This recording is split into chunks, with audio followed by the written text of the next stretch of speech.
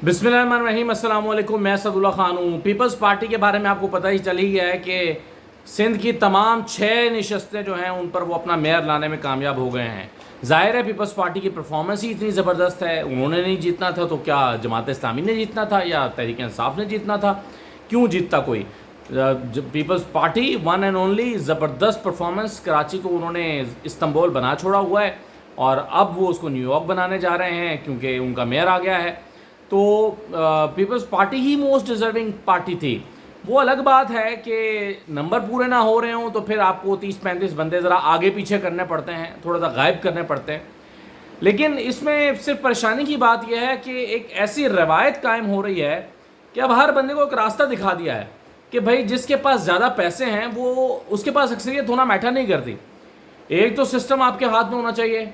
आप 25-30 सीटें ज़ोर लगा के मैनिपुलेट करके जो है वो एक सिफर इधर और इधर लगा के, तो इस तरह करके आप 20-25 सीटों को पहले मैनेज करें और फिर भी अगर आपकी सीटें पूरी ना हो रही हों तो फिर मुखालिफ पार्टी के बंदे गायब करें और मुखालिफ पार्टी के बंदे गायब करें तो आप ही अक्सरियत में हो जाएंगे। वो साबिर शाकिर ने डिक्टेटर मूवी का क्लिप शेयर किया हुआ था जिसमें डिक्टेटर साहब आगे आगे भाग रहे होते हैं और जो उनके करीब आने लगता है रेस में उसके पाँव पे गोली मारते हैं और आखिर में वो जीत जाते हैं। तो ये उसी तरह हुआ है, अपने मुखालिफिन के पाँव पे गोली मारो और उन्हें गायब करो, और जब उन्हें गायब कर दो या ख़रीद लो, ख़रीद लेना भी उतना ही बुरा जुर्म है कि जितना अगवा कर लेना। तो आप उनको जो है वो इस तरह से करके अपना नंबर पूरा करें, मेयर बनाएं, विक्ट्री का निशान दिखाएं और उसके बाद फिर कराची वाले अपनी किस्मत को रोते रहें जैसे कि वो आज तक रोते रहें। मैं आपको बताऊं, बहुत सारी उम्मीदें वाबस्ता कर ली थी कराची वालों ने। मुझे ज़ाती तौर पर लगता था कि अगर हाफिज़ नईमुर रहमान आएंगे तो वो एक मरतबा फिर कराची में तरक्याती कामों की और सिस्टम को बेहतर करने की एक तारीख़ रकम करेंगे, क्योंकि पहले भी ऐसा होता रहा है जब जब जमात इस्लामी का मेयर आया है। मगर अब देखें कि मुर्तज़ा वहाब साहब क्या करते हैं और कितना परफॉर्म करते हैं। जितना पीपल्स पार्टी की हुकूमत ने सिंध में परफॉर्म किया है वैसे ही करते हैं या उससे कुछ कम करते हैं, तो ये तो हमें पता चलेगा जब वो मेयर बन के अपने काम करना शुरू करेंगे। दूसरा देखिए, तहरीक इंसाफ पर मुश्किल वक्त चल रहा है, इसमें कोई दूसरी राय नहीं है, लेकिन 9 मई के बाद पीटीआई को जहाँ कोई जलसा करने की इजाज़त नहीं है, लोग जमा करने की इजाज़त नहीं है, वहाँ पर गिलगित बल्तिस्तान में एक बहुत बड़ा पावर शो किया है गिलगित बल्तिस्तान के चीफ मिनिस्टर साहब ने, और बहुत फलक शगाफ किस्म के नारे, लोगों का जो वालेहानापन था वो पहले से ज़्यादा था, मामूल से ज़्यादा था। शायद रिएक्शन हो सकता है, शायद गुस्सा हो सकता है हुकूमत के ख़िलाफ़, शायद लोग अपने जज्बात का इजहार करने के लिए निकले होंगे। बहरहाल गिलगित में एक बहुत बड़ा लोगों का इकट्ठ किया है चीफ मिनिस्टर ने और वहाँ पर पीटीआई के नारे जो हैं वो खूब लगाए गए हैं।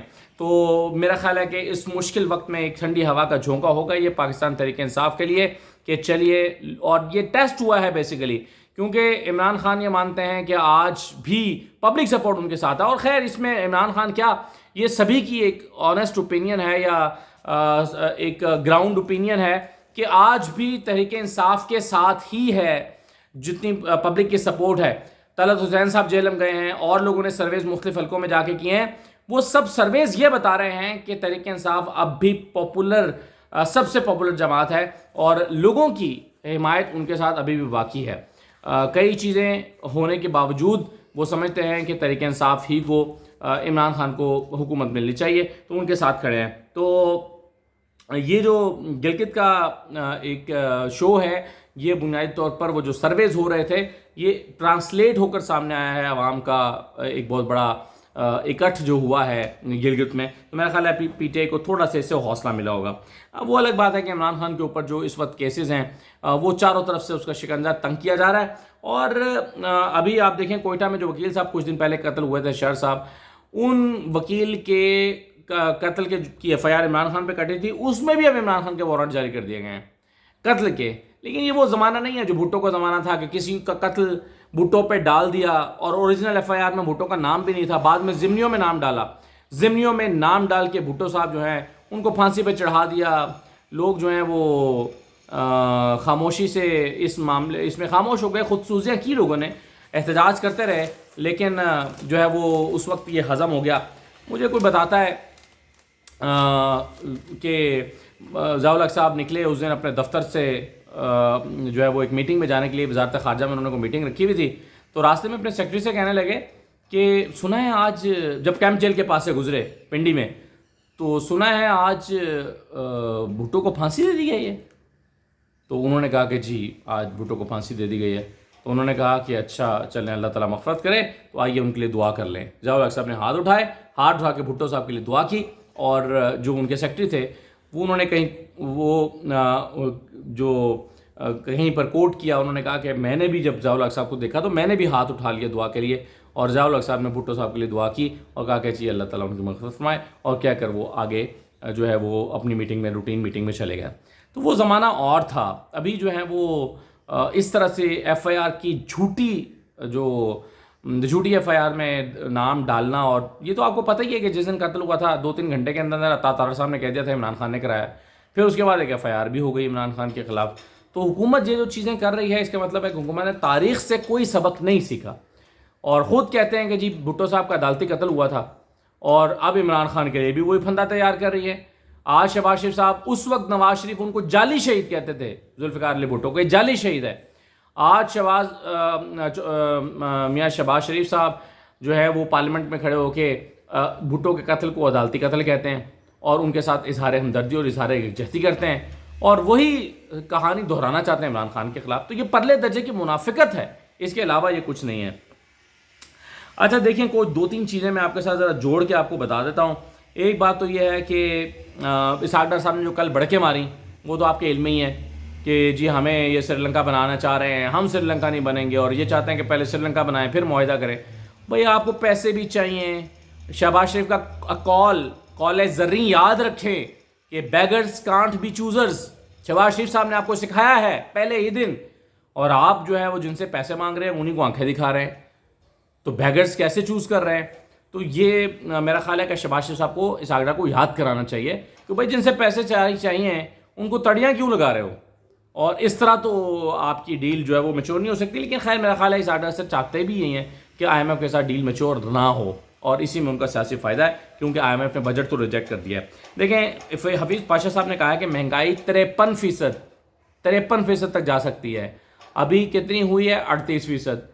ہدف کتنا رکھا تھا پچھلے سال؟ 11.5%، اور ہو گئی 38%. اگلے سال کا مہنگائی کی شرح بڑھنے کا ہدف رکھا ہے 25%، اور اب ہو جائے گی 53% حفیظ پاشا صاحب کے بقول. تو حالات کدھر جا رہے ہیں آپ خود اس کا بہتر اندازہ لگا سکتے ہیں. گیلپ سروے یہ کہتا ہے. اور اچھا اس کے ساتھ میں آپ کو یہ بھی بتا دوں کہ بجلی کے بلوں میں اب جو آپ کو بجلی کے بل آئیں گے اس میں 15 روپے کا ایک اور اضافہ کر دیا گیا ہے، اور یہ ہے ریڈیو ٹیکس. آپ ریڈیو سنتے ہیں یا نہیں سنتے، اس سے حکومت کو کوئی فرق نہیں پڑتا، اس سے کوئی سروکار نہیں ہے.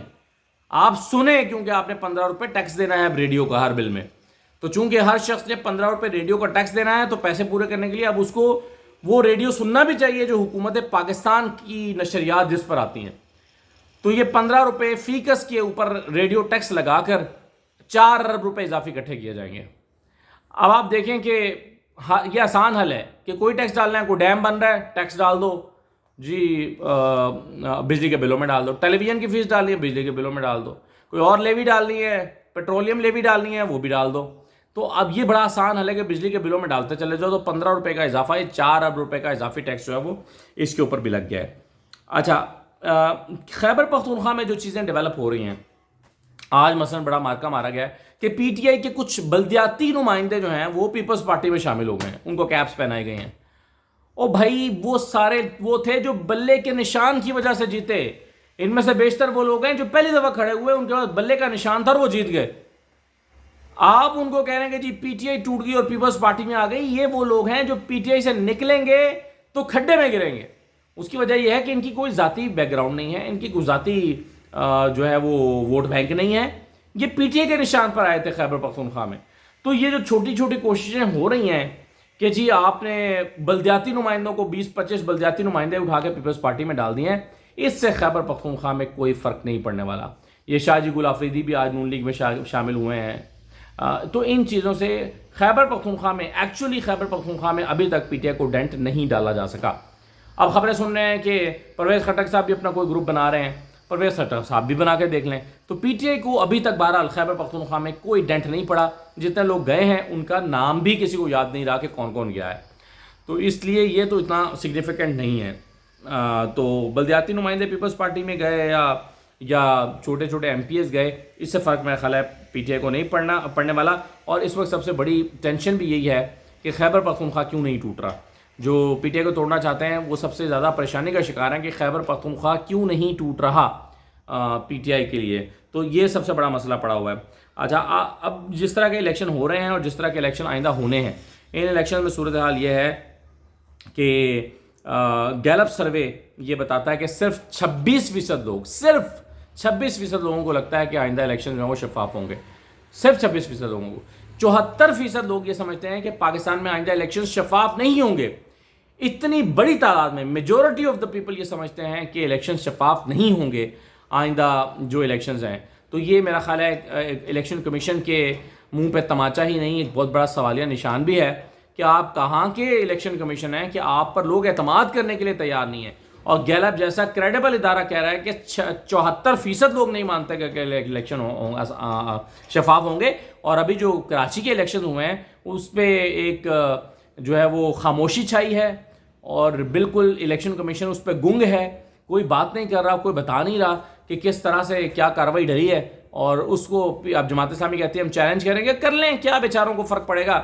یعنی یہاں پر کون سا کوئی عدالتیں انصاف دے رہی ہیں پہلے جو ان کو انصاف مل جائے گا. عدالتیں تو بے بس ہیں، بے بسی کا اظہار کر چکی ہیں، کر رہی ہیں، روز کرتی ہیں. تو انہوں نے کیا کر لینا ہے؟ جو بھائی پیپلز پارٹی کا کوئی کیا بگاڑ لے گا اگر وہ چاہتے ہیں کہ جی ہم زبردستی پہ اپنا میئر لے آئیں. تو افسوس کی بات یہ ہے اور ڈریے اس دن سے کہ جب لوگوں کا اپنے انصاف کے اداروں پر اعتماد ختم ہو جائے. اپنے الیکشن کرانے والے یعنی قومی ادارے جو الیکشن کرانا چاہتا ہے اس پر اعتماد نہیں ہے کہ یہ الیکشن شفاف کرائے گا.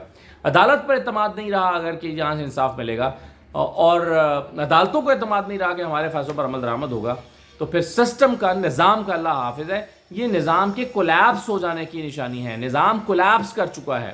تو نظام کے یہ کولیپس کر جانے کی نشانی ہے. خدا رہا اس نظام کو تھوڑا تھوڑا اتنا تو بحال رہنے دیں کہ جی اپنی بنیادوں پر کھڑا رہے. کم از کم یہ تو ہو، بنیادیں تو مت ہلائیں. اجازت دیجیے، اللہ حافظ.